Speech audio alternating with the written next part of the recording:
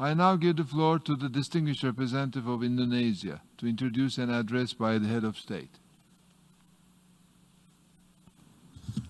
Mr. President, Excellencies, I have the honor to introduce the pre-recorded statement by His Excellency Joko Widodo, President of the Republic of Indonesia, at the 75th session of the United Nations General Assembly. His Excellency President Joko Widodo.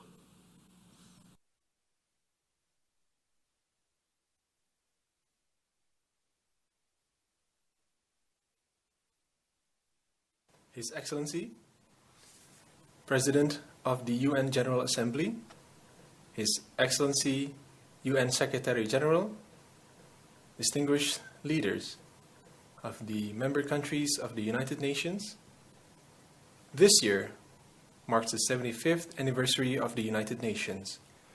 75 years ago, the UN was born so that a great war, the Second World War, will not happen again. 75 years ago, the UN was also established to create a world that is more peaceful, stable, and prosperous. Because war will benefit no one. There is no point of celebrating victory among ruins.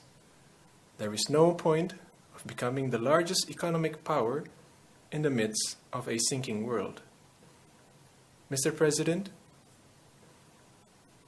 in this 75th anniversary of the UN, we must ask ourselves, have we succeeded in creating the world that we dreamed of?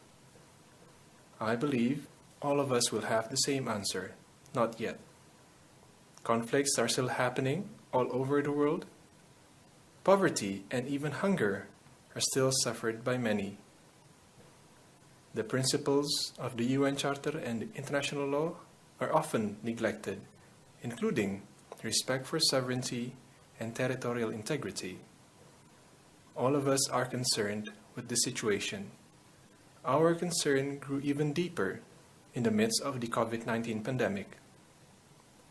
At a time when we ought to unite and work together to tackle the pandemic, what we see instead is one of deep division and growing rivalries.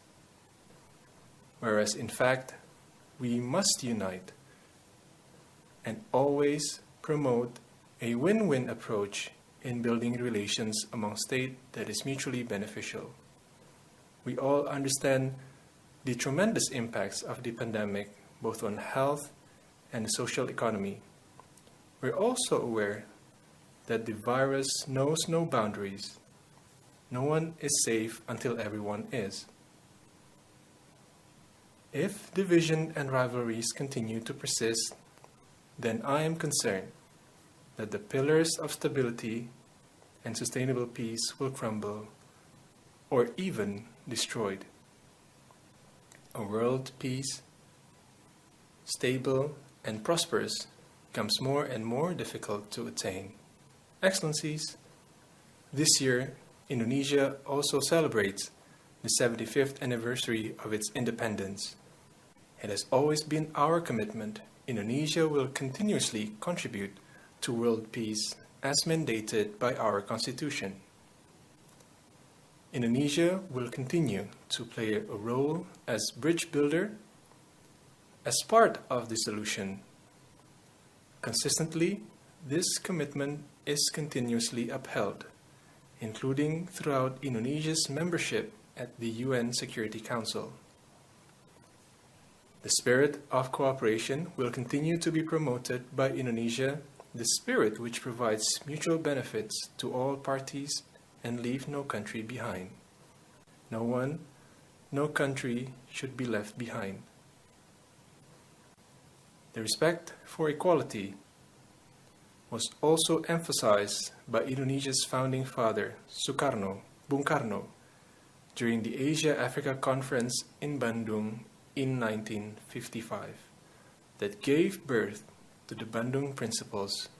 Until now, the Bandung Principles are still relevant, including in peaceful settlement of disputes, promotion of cooperation, and respect for international law. Palestine becomes the only country attending the Bandung Conference that until present has not enjoyed its independence. Indonesia consistently supports Palestine to gain its rights. In our region, along with other ASEAN member countries, Indonesia continues to maintain Southeast Asia as a peaceful, stable, and prosperous region. On its 53rd anniversary, on 8th of August of 2020, ASEAN reaffirmed its commitment to continue maintaining peace and stability in the region. The same spirit of cooperation and peace was put forward by Indonesia to a wider region, the Indo-Pacific region, through the ASEAN Outlook on the Indo-Pacific. Excellencies, against this current global situation, allow me to convey a few thoughts. First, the UN should continue to improve itself through reforms, revitalization, and efficiency. The UN needs to prove that multilateralism delivers, especially during the time of crisis. The UN needs to be more responsive and effective in tackling global challenges, and all of us bear the responsibility to further strengthen the UN so that the UN remains relevant and contributive in keeping with the challenges of time. The UN is not a mere building in the city of New York. Rather, it represents an ideal and shared commitment of all nations to realize world peace and prosperity for our future generations. Indonesia has an unwavering faith in the United Nations and multilateralism. Multilateralism is the only way that could guarantee equality. Second, collective global leadership has to be strengthened.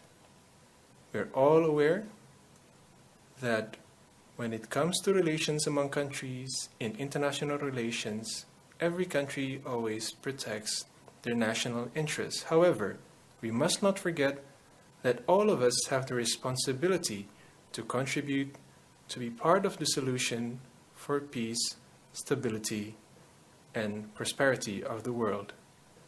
This is where the UN should play a role to strengthen collective global leadership. The world needs the spirit of collaboration and a stronger global leadership to create a better world. Third, cooperation in tackling COVID-19 must be strengthened in terms of the health aspects as well as the socio-economic effects. Vaccine will be the game changer in the war against the pandemic. We need to work together to ensure that all countries have equal access to a safe vaccine with affordable price. In the long term, the management of a resilient global health system needs to be further improved. The resilience of global health system based on national health resilience will determine the future of our world. From the economic perspective, the gradual reactivation of economic activities needs to start by correcting the shortcomings of our global supply chain today. Reactivation of the economy must prioritize the health of all citizens of the world. A healthy world, a productive world, needs to be our priority. All of these will only be achieved if all of us continue to work together, and work together. Let us solidify our commitment and consistently carry out our commitment to work together. That is all from me. I thank you.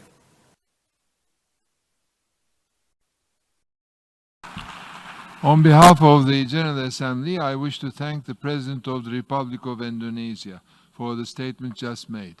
I now give the floor to the distinguished representative of Peru to introduce an address by the head of state.